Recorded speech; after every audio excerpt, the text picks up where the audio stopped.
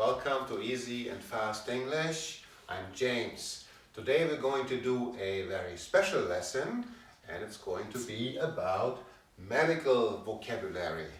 Yeah, I know everybody's talking about the C word. I don't want to speak about it today. 24 hours on the news. So I thought we'll do a lesson today on normal medical conditions, vocabulary that you might need if you go to a doctor. Yeah? So if you go to a doctor, there's a lot of words. If you go to a hospital or if you have problems, words you need to say. And there's a lot of vocabulary. Today I have chosen just like a few words. Yeah? The one I think you might need the most. So let's get started. Ache. Ache is just another word for pain. Ache you might know from a headache. Headache, we don't say headache, we say headache, just quickly. You can also have a backache or a stomach ache. Acute. Acute is the opposite of chronic. Acute means severe, it's like an emergency, and it doesn't happen all the time.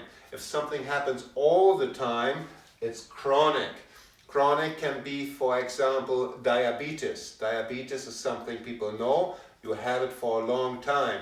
Acute could be a migraine, a headache, or it could be a virus, influenza, a flu, for example. That could be acute. Short time, but hard. Okay. Ambulance. Ambulance, I know you probably know the word. If you don't know it, that's the car you want to call. 911 in the United States and Canada. Here in Germany, it's in most of Europe, I think it's 112.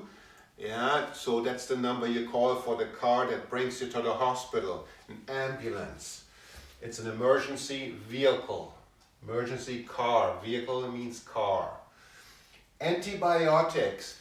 Antibiotics. A lot of people know this under the name of penicillin. Penicillin is just one brand. One name of one company, that makes antibiotics. A lot of people will use antibiotics.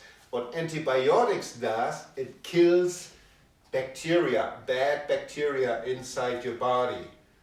So if you have a virus like flu, then you don't need antibiotics. It will not help. So there's usually two types. You have either bacteria problem inside your body or a virus. So penicillin only for bacteria. The doctor should know if you have a virus or bacteria. So there's bacteria. Bacteria is a small organism that causes an illness. Usually it's, as I said, virus or bacteria. Bacteria, you can usually know it because a lot of people who have bacteria have pus. Pus is a little bit ugly. It's yellow, white on your skin. It's like an ugly pimple, like something coming out. Then you know, if you see that, you have a bacterial infection.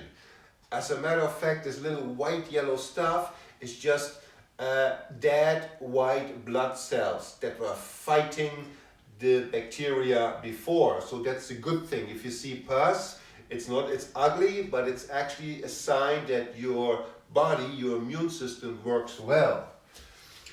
Deficiency. Deficiency means if you do not have enough of something. You can have a lack of something. A lot of people don't have enough iron. Iron like metal, inside their body. The body needs iron. Some people have a vitamin deficiency. So we should eat vitamin, and of course you should always go out into the sun. The sun actually gives you a lot of vitamin D. Fruits, vitamin C. Okay. Diagnosis. When you go to a doctor and they check you out, and when they are finished, they're going to tell you what problem you have. That is the diagnosis. It's like the report at the end of your checkup. So they explain to you what you have. For example, the diagnosis could be the flu or influenza. A lot of people who have the flu, they will get a fever. Fever just means higher than normal temperature. I mean much higher. Yeah, I would say 39, 40 degrees of your body temperature, that could be fever. Yeah, 36.5 is a normal human being's body temperature. 37, don't worry. 38, don't worry too much. If you have 40, well, you should do something about it. Okay. Flu or influenza. Now that's a big word nowadays. Flu just is the short form of the word influenza. Yeah, influenza actually comes from Spanish influenza because it influences you. It influences your body. Yeah, the Spanish flu, Spanish influenza was first discovered in Spain, or let's say the Spanish gave it the name to be correct. So a flu is a virus, not a bacteria. It's an illness, yeah, caused by a virus. So again, these little tiny organisms inside, yeah, which some of them are bad, not all, some of them are bad. Yeah, and flu, you know, it always goes around in the winter time. It passes from people to people. A lot of people can take a vaccine, yeah, so people don't get this flu. Sometimes it works, sometimes not. Fracture. Fracture is a broken bone. That's a fracture. Yeah, if you fall down, and I was lucky, I don't have a fracture. I just have a sprained wrist. Yeah, so broken bone, for example, if you crash, your bone breaks, that's a fracture. Fracture usually people see in this machine. It's called an X-ray. X-ray is this machine, like a camera that can look inside your body. Hives. I thought I chose hives. A lot of people don't know how to describe it when they have an allergy. These are little red spots. Some people have them when they are too long in the sun. Some people have them from the pollen. Pollen is these little things from the tree. They come down in the springtime from the tree, and then people start to sneeze. And some people have red spots everywhere. They call it hives. Yeah? Not so nice. These are little bumps on your skin. Usually they are caused, the reason is an allergy. Immune system, very, very important. I can tell you, this is the part of your body that fights any illness. Yeah, it's the immune system is the most important thing of your body. If you have a strong immune system, you don't have to worry about it. Yeah, usually little white blood cells, they are the ones, they go look around in your body and they seek and destroy, for example, bacteria and viruses. Yeah, immune system, this is a big system, but it's very important for your health. So take care of your immune system. That's the most important. Exercise, good food, go out to the sun and think positive. That's how you get a good, strong immune system. It protects you from everything. Infection. Well, if you don't have such a good immune system, you can get an infection. Yeah, the infection is the part that is affected on your body by an infection. Maybe an ear infection. Children get ear infections all the time.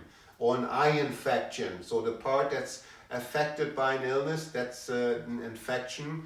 Yeah, that's where you have the infection. Okay, could be caused, the reason again could be a bacteria or virus. Mostly that's the reason. Last but not least, painkiller. Most people know painkiller under the name aspirin, Tylenol, that's very common in the United States. Other names, I don't know. I don't take painkiller, yeah, so I try not to take painkiller, not so good for you. Yeah, but this is usually a medicine against pain. Comes in little pills, could be in a liquid, for example, many different ways, yeah, so that kills your pain. So I hope this helped you out a little bit. As you have noticed, since we are all at home nowadays, I think most of you don't go anywhere, you're all at home for one particular reason. When you all have to stay at home, let's say the government, the state tells you to stay at home, that is called quarantine. That's a word you hear all the time now. Stay positive, stay happy, follow the rules, of course, as much as you can. Otherwise, you have a lot of time right now to watch my lessons, to do a lot of good stuff, and stay positive and make sure your immune system is very, very strong. And in order to not miss any videos, do not only subscribe, but please also press the bell icon. Thank you so much, and hope to see you soon, all in good health. Bye.